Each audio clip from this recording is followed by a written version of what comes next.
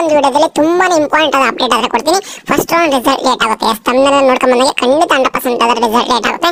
ಯಾಕೆ ಆದ್ರೆ ಈ ತರ ಹೇಳ್ತೀನಿ ಅಂದ್ರೆ ಇದು ಈ ತರ ಇಂಪಾರ್ಟೆಂಟ್ ಆಗಿ ಬಂದಿರುವಂತ ಅಪ್ಡೇಟ್ ಆದ್ರೆ ಇರುತ್ತೆ ನಾನು ತಿಳಿಸ್ತೀನಿ. ಅದಕ್ಕಿಂತ ಮುಂಚೆ ನಮ್ಮ ಚಾನಲ್ಗೆ ಫಸ್ಟ್ ಟೈಮ್ ವಿಸಿಟ್ ಮಾಡೋ ಚಾನಲ್ ಸಬ್ಸ್ಕ್ರೈಬ್ ಆಗಿ ಹಾಗೆ ನಮ್ಮ ಒಂದು ವಾಟ್ಸ್ಆಪ್ ಗ್ರೂಪ್ಗಳ ಜಾಯ್ನ್ ಆಗಬಹುದು. ಏನೇ ಅಪ್ಡೇಟ್ ಇದ್ರೆ ನಿಮಗೆ ಅಲ್ಲಿ ತಿಳಿಸ್ತಾ ಇರ್ತೀನಿ.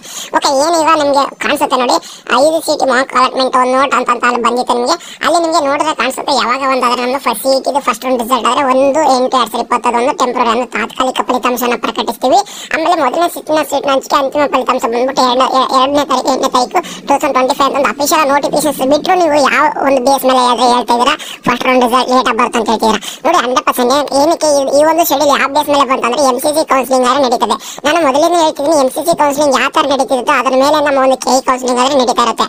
ನಮ್ಮ ಒಂದು MCC ಕೌನ್ಸಿಲಿಂಗ್ ಆದ್ರೆ ಇದೇ ತಿಂಗಳು ಕೊನೆಯ ದಿನ ಅಂದ್ರೆ 31ನೇ ತಾರೀಕು ರಿಸಲ್ಟ್ ಅನೌನ್ಸ್ಮೆಂಟ್ ಮಾಡ್ತೀವಿ. ಅದರ ನೆಕ್ಸ್ಟ್ ದಿನನೇ ಏನ್ ಮಾಡ್ತಾರೆ, ನಮ್ಮ ಒಂದು KE ನಿಮ್ಗೆಲ್ಲ ಒಂದು ಆಪ್ಷನ್ ಪ್ರೊಸೆಸ್ ಮಾಡಿ ಒಂದೇ ದಿನದಲ್ಲಿ ಒಂದ್ಸರಿ ಟೆಂಪ್ರರಿ ಬಿಡ್ತಾರೆ. ಅದಕ್ಕೋಸ್ಕರ ಟೆಂಪ್ರರಿ ಅಂತ ತಗೊಂಡಿದ್ರು. ಏನೇ ಮಿಸ್ಟೇಕ್ ಆಗಿತ್ತು ಅಂದ್ರೆ ನಿಮ್ಗೆ ಗೊತ್ತಾಗ್ಬಿಡುತ್ತೆ. ನೆಕ್ಸ್ಟ್ 7ನೇ ತಾರೀಕು ನಿಮಗೆ ರಿಯಲ್ ಅಲಾಟ್ಮೆಂಟ್ ಆದ್ರೆ ಗೊತ್ತಾಗ್ತಿತ್ತು. ಬಟ್ ಈಗ ನಮ್ಮ ಒಂದು MCC ಕೌನ್ಸಿಲಿಂಗ್ ಅಲ್ಲಿ ಏನಾಗಿದೆ, ಒಂದು ಶೆಡ್ಯೂಲ್ ಆದ್ರೆ ಚೇಂಜ್ ಆಗಿದೆ. ಏನಾಗಿದೆ, ಈಗ 3ರಿಂದ 4ನೇ ತಾರೀಕು ಅಂತ ಕೊಟ್ಟಿದ್ದಾರೆ ನೋಡಿ.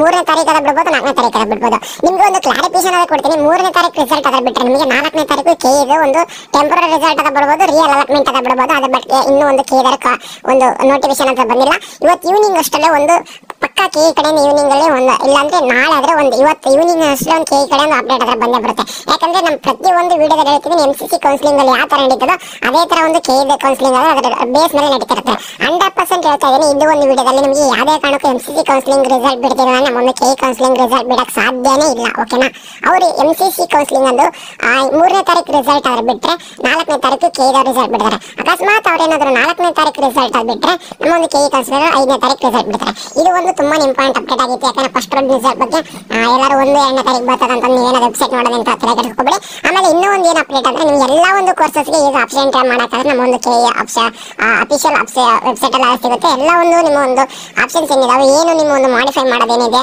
ನಿಮ್ಗೆ ಯಾವ ತರ ಥಿಂಕ್ ಮಾಡಿ ಮನೆಯವ್ರ ಜೊತೆ ಯೋಚನೆ ಮಾಡಿ ನೀವು ಆಪ್ಷನ್ ಎಂಟರ್ ಮಾಡ್ತಿದ್ರೆ ಎಲ್ಲರಾದ್ರೆ ಮಾಡಿ. ಮತ್ತೇನು ಕೇಳ್ತೀನಿ ನೋಡಿ, ಮತ್ತೊಂದ್ಸರಿ ನಿಮ್ಗೆ ಜಾಸ್ತಿ ಆಪ್ಷನ್ಸ್ ಆದ್ರೆ ಆಡ್ ಮಾಡಿ. ಯಾಕಂದ್ರೆ ಫಸ್ಟ್ ರೌಂಡ್ ರಿಸಲ್ಟ್ ಅಂದ್ರೆ ಫಸ್ಟ್ ರೌಂಡ್ ಆಪ್ಷನ್ ಆದ್ಮೇಲೆ ನಿಮಗೆ ಸೆಕೆಂಡ್ ರೌಂಡ್ ಅಲ್ಲಿ ಯಾವುದೇ ಕಾರಣಕ್ಕೂ ಆಡ್ ಮಾಡಕ್ಕೆ ಚಾನ್ಸಸ್ ಸಿಗಲ್ಲ. ಅದಕ್ಕೆ ಸಾಕಷ್ಟು ಕಾಲೇಜಸ್ ಆದ್ರೆ ಇವಾಗ ಆಡ್ ಮಾಡಿ. ಆಮೇಲೆ ಏನಿದ್ರು ನೀವು ಚೇಂಜಸ್ ಮಾಡಬಹುದಾಗಿರುತ್ತೆ. ಬಟ್ ಆಡ್ ಮಾಡಕ್ಕೆ ತುಂಬಾನೇ ಕಷ್ಟ, ಎಲ್ಲ ಚಾಯ್ಸ್ ಮಾಡಿ ಡಿಪೆಂಡ್ ಆಗುತ್ತೆ. ಆಡ್ ಮಾಡಕ್ಕೆ ಬರೋದಿಲ್ಲ. ಅದಕ್ಕೋಸ್ಕರ ಜಾಸ್ತಿ ಕಾಲೇಜಸ್ ಇವಾಗ ಆಡ್ ಮಾಡಿ. ಮತ್ತೆ ತುಂಬಾ ಇಂಪಾರ್ಟೆಂಟ್ ಅಪ್ಡೇಟ್ ಏನಂದ್ರೆ ನಮ್ಮ ಒಂದು MCC ಕೌನ್ಸಿಲಿಂಗ್ 3rd 4th ಬಿಟ್ರೆ ಅದರ ನೆಕ್ಸ್ಟ್ ಒಂದು ದಿನ ಅಂದ್ರೆ 3rd ಬಿಟ್ರೆ 4th ಬಿಟ್ರೆ 5th ಆದ್ರೆ ನಮ್ಮ KE ಕೌನ್ಸಿಲಿಂಗ್ ರಿಸಲ್ಟ್ ಅದ ಫಸ್ಟ್ ಒಂದು ಅಫಿಷಿಯಲ್ ರಿಸಲ್ಟ್ ಅದ ಬರುತ್ತೆ. ಇದು ಒಂದು ತುಂಬಾ ಇಂಪಾರ್ಟೆಂಟ್ ಅಪ್ಡೇಟ್ಸ್ ಅನ್ಸುತ್ತೆ. ಏನಾದರೂ ವಿಡಿಯೋ ಇಷ್ಟ ಆಯ್ತು ಅಂದ್ರೆ ಒಂದು ಚಾನಲ್ಗೆ ಸಬ್ಸ್ಕ್ರೈಬ್ ಆಗಿ ಲೈಕ್ ಮಾಡಿ. ಹಾಗೆ ನಿಮ್ಮ ಒಂದು ಏನಾದರೂ ಕಮೆಂಟ್ಸ್ ನಿಮ್ಗೆ ಏನಾದರೂ ಡೌಟ್ಸ್ ಇದ್ರೆ ಖಂಡಿತ ಕಮೆಂಟ್ ಬಾಕ್ಸ್ ತಿಳಿಸಿ. ಅದ್ರ ಬಗ್ಗೆ ಒಂದು ಡೆಡಿಕೇಟೆಡ್ ವಿಡಿಯೋ ಮಾಡಿ ತಿಳಿಸ್ತೀನಿ. ಸಿಗೋಣ ನೆಕ್ಸ್ಟ್ ವಿಡಿಯೋದಲ್ಲಿ. Have a good day.